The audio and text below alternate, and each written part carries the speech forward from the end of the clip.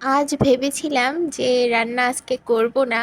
গতকালকে যে রান্না ছিল বেশি করেই করে রাখছিলাম, সেটাই আজকে গরম করব শুধু। ভাতটা শুধু চড়াবো। তো এই করতে করতে তো 12:30 বেজে গেছে। তারপরে তখন আমার বরের মনে পড়ছে, না আজকে মাংস খাইতে হবে। আর তারপরে আমার মনে পড়লো যে জলপাই আজকে 7 দিন ধরে ফ্রিজে রইছে, আজকে আচার না করলেই নয়। তো সেই জন্য আচারটাও আজকেই করা লাগবে।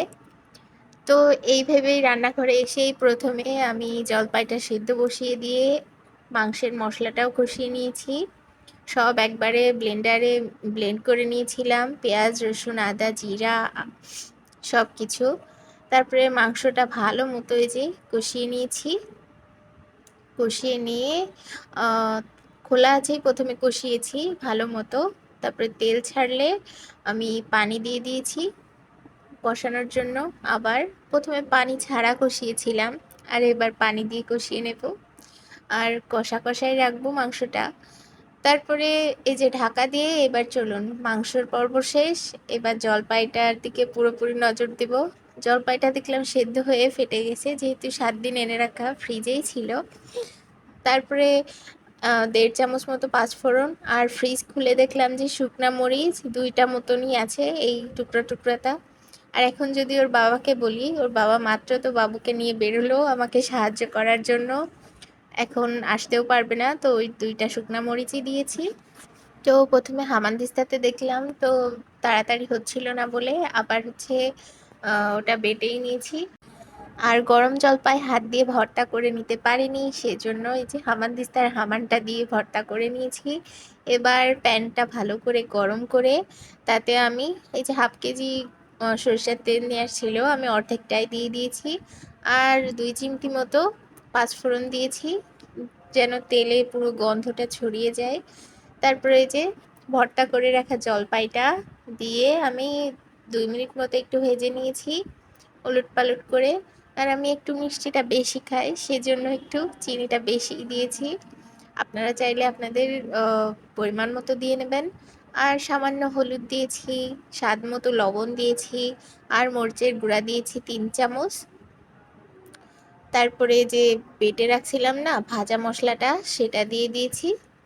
হামানদিস্তাতে তো হয়েছিল না, সেজন্য আর কি বেলনেই করে নিয়েছিলাম। চিনিটা গলে আসবে আর চিনির পানিটা শুকিয়ে নিতে হবে।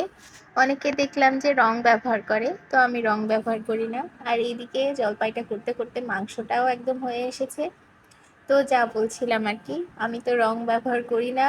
এই যে সামান্য হলুদ গুঁড়ো দিয়েছি, মরিচ গুঁড়া দিয়েছি, এতেই কি সুন্দর কালার চলে আসবে। আর যত পানিটা শুকিয়ে নেব তত সুন্দর কালারটা চলে আসবে। রং কেন ব্যবহার করতে হবে? জাল দিতে দিতেই তো সুন্দর কালার চলে আসবে। আর যদি একটু রোদে দেওয়া যায়, আমি অবশ্য রোদে দিই না, এই জাল করতে করতে যে কালারটা আসছে ওইটাই। আর এই টক ঝাল জলপাইয়ের আচারটা এত মজা লাগে খেতে, কি বলবো। আমি তো রেখে দিই বয়ামে করে, খিচুড়ির সাথে খেতে অনেক মজা লাগে। খিচুড়িটা একটু মিষ্টি মিষ্টি লাগে, আমার বেশ লাগে খেতে। একটু মিষ্টি মিষ্টি লাগে খিচুড়ির সাথে খাইতে, তখন বেশ লাগে। আর শীতের দুপুরে তো আরো মজা লাগে। আর এই যে অসময়ে তালের বড়া বানাবো আজকে।